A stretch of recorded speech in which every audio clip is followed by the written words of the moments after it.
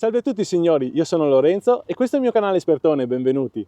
Bene, oggi siamo in compagnia di Andrea Giulia. Ciao a tutti. Ed è un giorno un po' particolare perché oggi parliamo dell'auto che secondo me ha più anni di tutti, non questo modello qua preciso, perché comunque la Panda nasce nel 1980.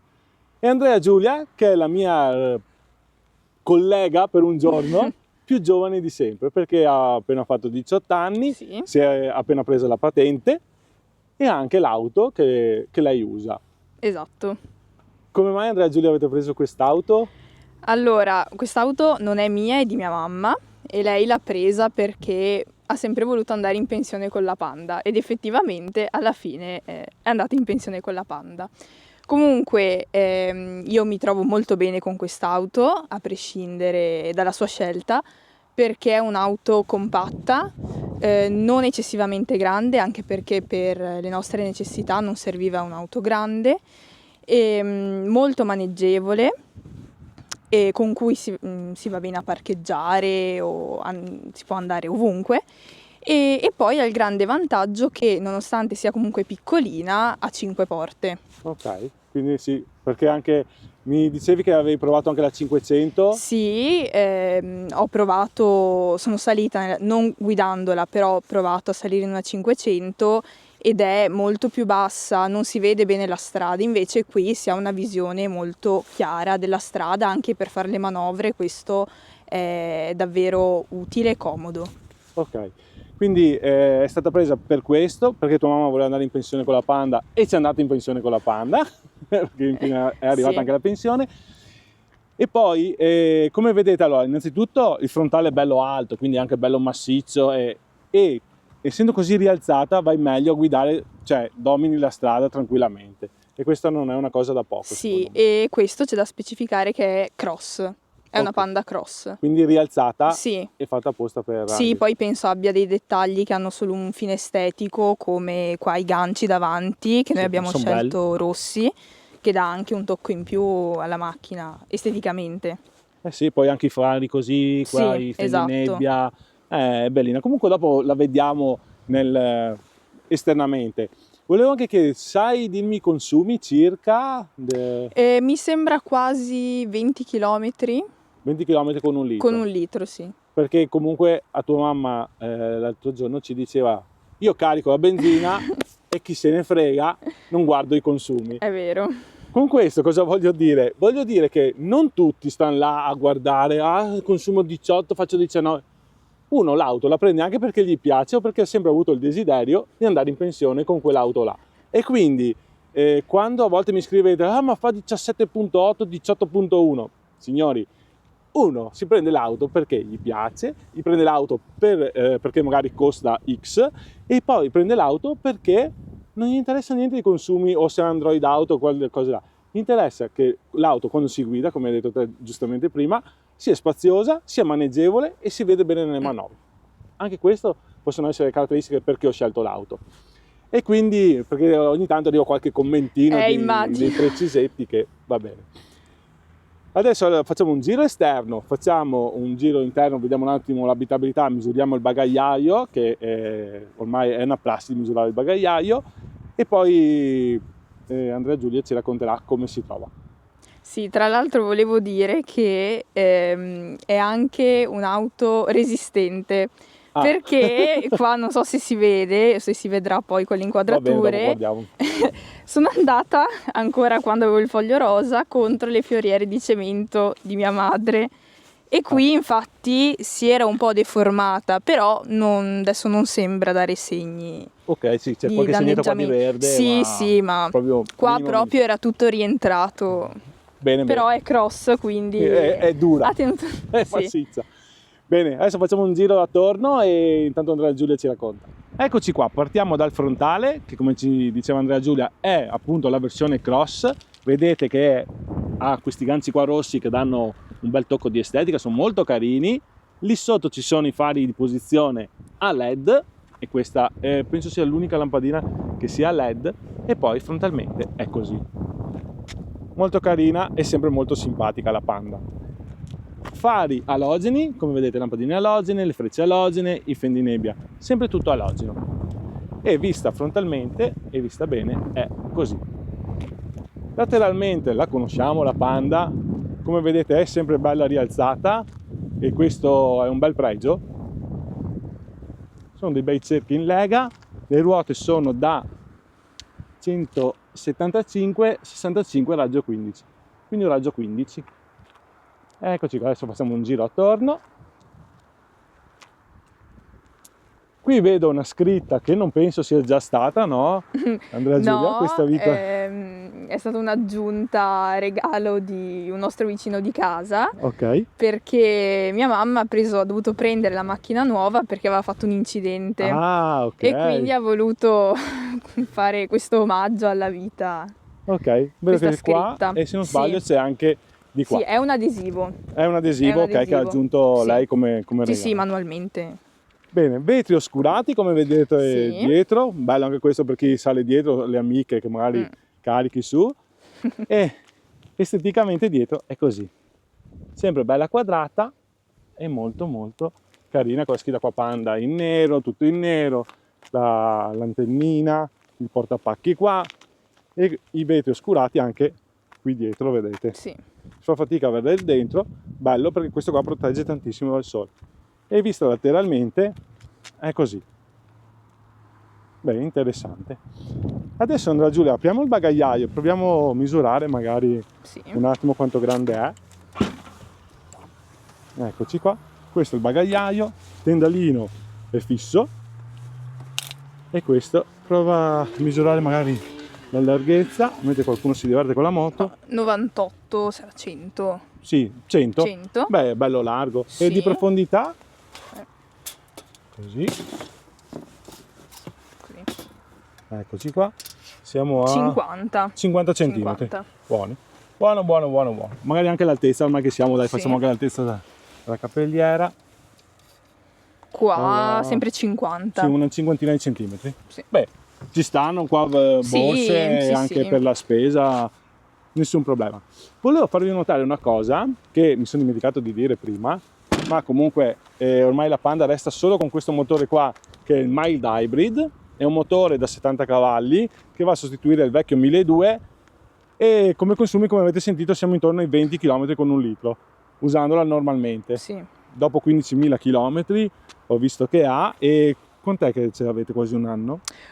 Sì, a noi è arrivata a marzo, adesso siamo a gennaio, quindi sì. Sì, Sì, quindi un annetto. 10 mesi, ecco, Sì. 10 mesi per essere un po' più precisi. Qui dietro abbiamo la retrocamera, sì scusate, la retromarcia, alla retrocamera, no, non abbiamo mica No, telecamera, ha i sensori. ha i sensori di parcheggio e quindi non ha la retrocamera. Molto bene, adesso proviamo a salire dietro e vediamo gli spazi. Eccoci qua, adesso Andrea Giulia prova a salire, dietro il sedile è regolato all'incirca sulla sua altezza. Quanto alto sei, Andrea Giulia? Poco più di 1,70 m. Ok, poco più di 1,70 m.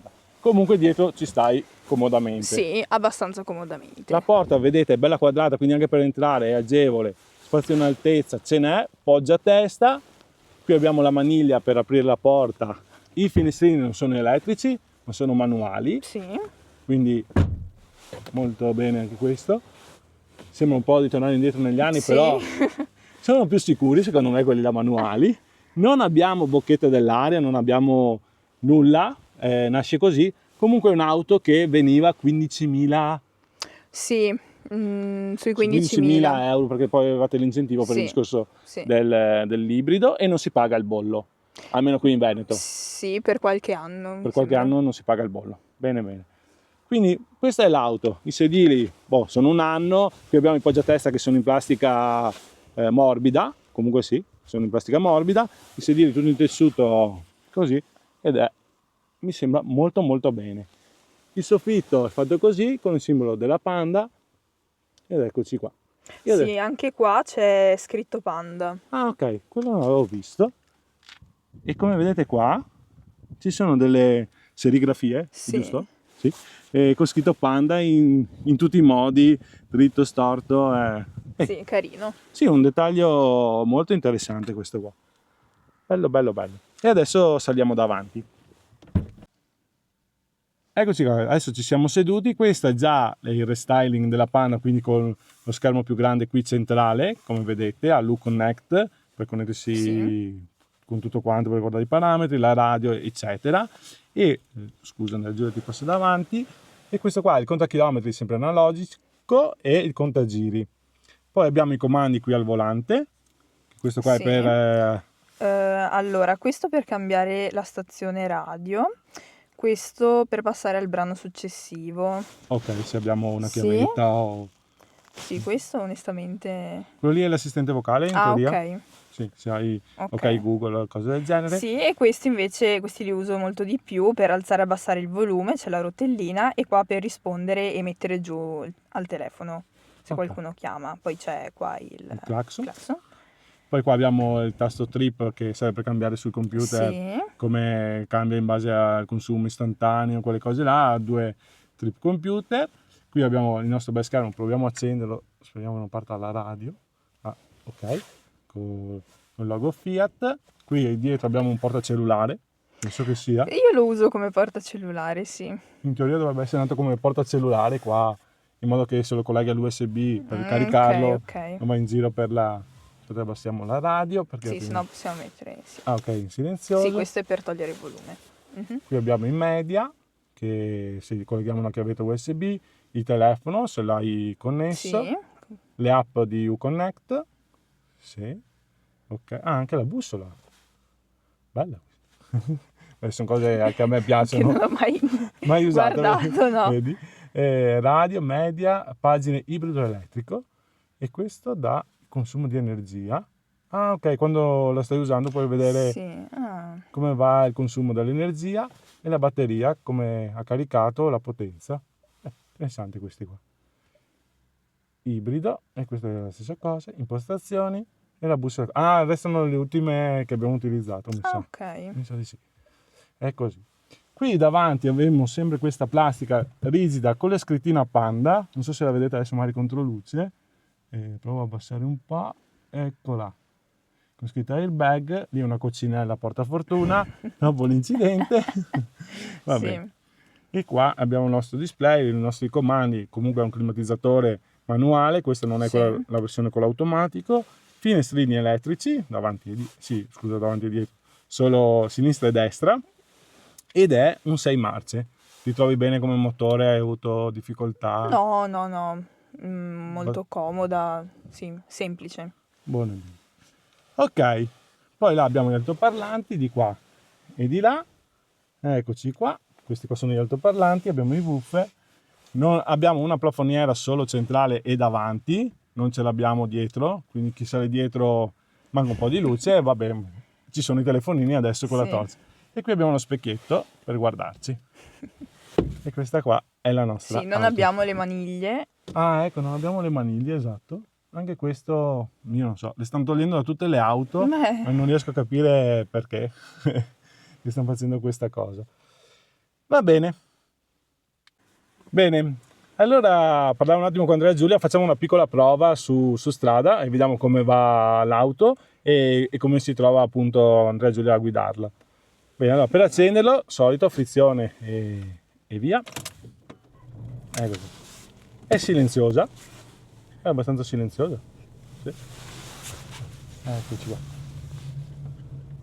Allora, l'ibrido, adesso così qua, intanto tu guidi, Sì. io metto un attimo qua sull'ibrido e vediamo, eccoci qua.